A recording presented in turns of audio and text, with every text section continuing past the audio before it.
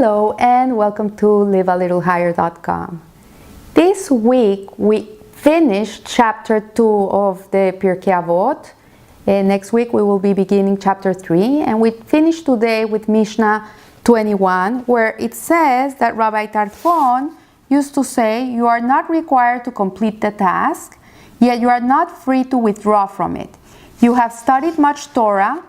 They will give you great reward, and your employer can be relied upon to pay you the wage of your labor. But be aware that the reward of the righteous will be given in the world to come."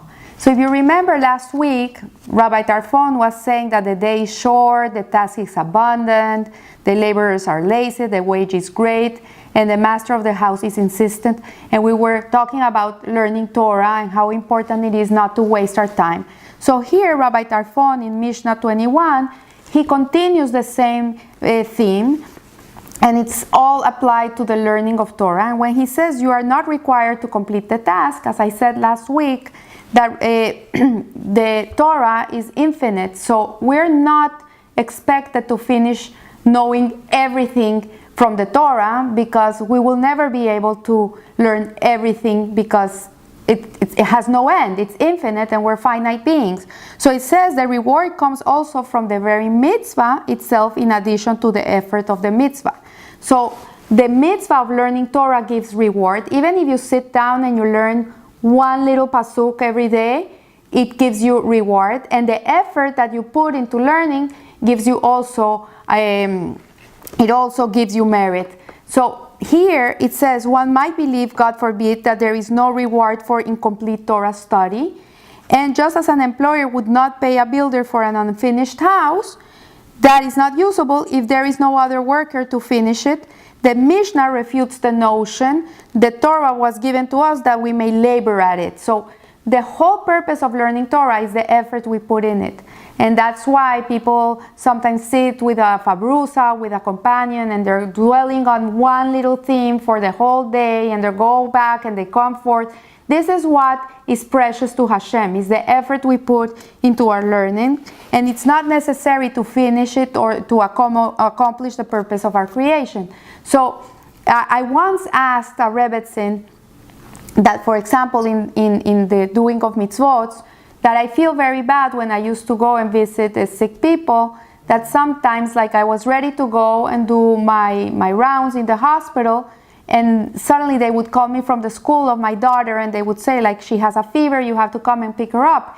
And I told her, I feel so bad that I didn't do the mitzvah. Like, I wanted to go and I couldn't do it. So she said to me, "Margie, you have it all wrong. First of all, the intention of you wanting to go and visit sick people, in itself, it already has reward. Even if you didn't go and visit, it's counted as if you did go and visit. Second of all, the person that you were gonna visit, Hashem has someone else that will come and visit that person. So if a person has the merit to be for someone to come and visit them and spend time with them, it doesn't have to be you. It can be someone else that will end up coming and visiting that person. So either way, when you're not able to fulfill a mitzvah that you had your whole intention, your whole heart put into doing it, don't worry, because it was not meant for you that day, but the intention that you had to go and do it, it counts as if you went and do it. So here it applies the same to the Torah study, that if we have the intention to learn and we put effort in learning, we take time out of our very busy schedule, even if it's 10 minutes to go and learn something, the effort that you put, that is what is precious, that is what counts. So then he says, yet you are not free to withdraw from it. What it's saying is that a human being has to keep on growing. Like, we're not here to stay in one level. We come to this world, we should be evolving, we should be growing, we should be refining ourselves.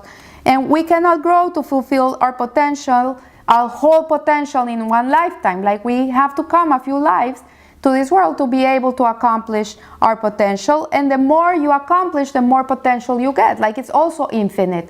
If you are able to accomplish this task, then you grow in yourself another potential, a new potential comes in. So it's never ending.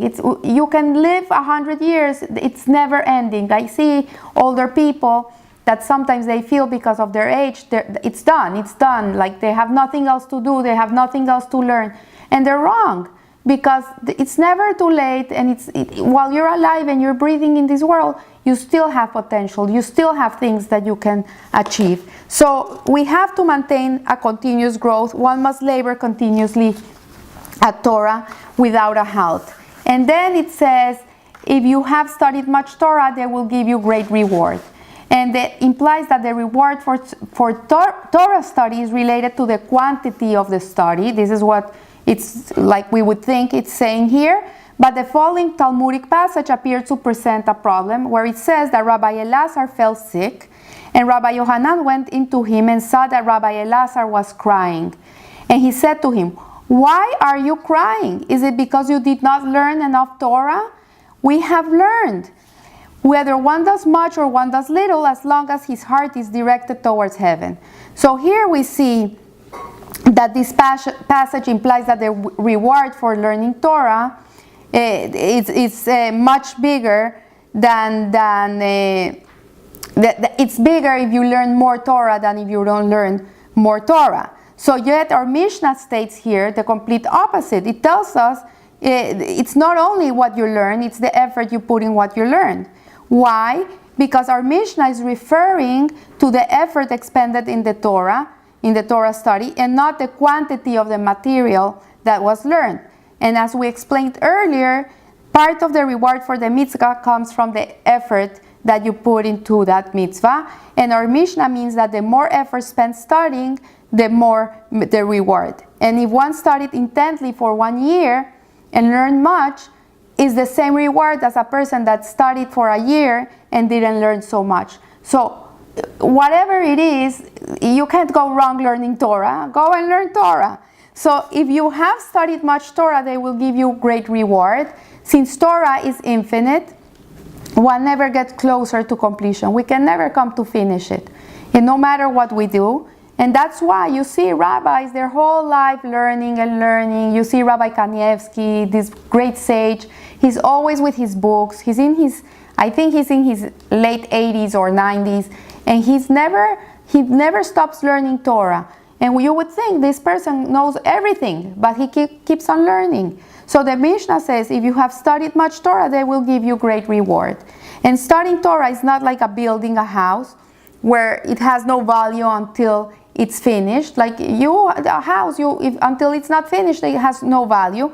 It's comparable to planting seeds. So you can have a big field and you're planting seeds. If you only plant 20 seeds, you have achieved, because these 20 seeds are going to give 20 beautiful trees, and these 20 beautiful trees are going to give fruit, and these fruit are going to give more seeds. So learning Torah is comparable to planting seeds, and the value lies in the effort. Remember, effort. Everything in life is intention and effort. So, and your employer can be relied upon to pay you the wage of your labor. What it's saying here is that payment is when the task is complete. It's not when you start the job, it's when you finish. And this is the basis of the view that in general there is no reward for mitzvahs in this world. Jewish people with a Jewish thought teaches us that the reward comes in the world to come. That every goodness we do here, the reward is waiting for us in the next world, not in this world. So one day I asked a rabbi, so how come that you give tzedakah here and suddenly the next day you make a deal, a great deal in your business, or you do a kind deed and suddenly a miracle happens for you? So he told me, this is not the reward that Hashem has allotted for you. This is a gift that God gives you, because what he wants to show you is that he's seeing what you do. So he gives you a gift.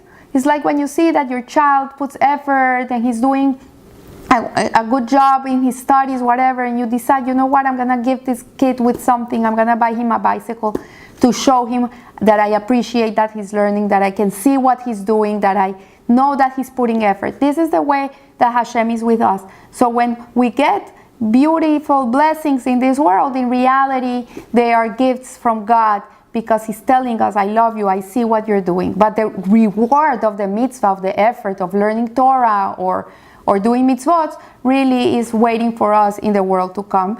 because in this world there's nothing that can compare to that reward. It's much bigger than we can ever envision. So here it says, but be aware that the reward of the righteous will be given in the world to come. And it is because this world is limited and cannot provide for us what Hashem has in store for us. And when we ask ourselves, how come the evil people get reward in this world? This is a famous question, like how can a bad person have a good life? We don't understand. Is because Hashem pays him for what he did good. He sees if a person does one little thing that is good, like Asaph, for example. He was such an evil man, but he honored his father. He honored his father. He was good to his father. So because of this, Hashem gave him riches, and he gave him everything he needed, and he made him important. But in reality, there was no reward for him in the world to come. So here it says, Rabbi Hananiah, at the end of the Mishna, at the end of the chapter, says, the Holy One, blessed is he, wished to confer merit upon Israel. Therefore he gave them Torah and mitzvot in abundance, as it said. Hashem desired for the sake of his righteousness that the Torah be made great and glorious. So I wish you a beautiful, blessed week. And remember, live a little higher. Thank you.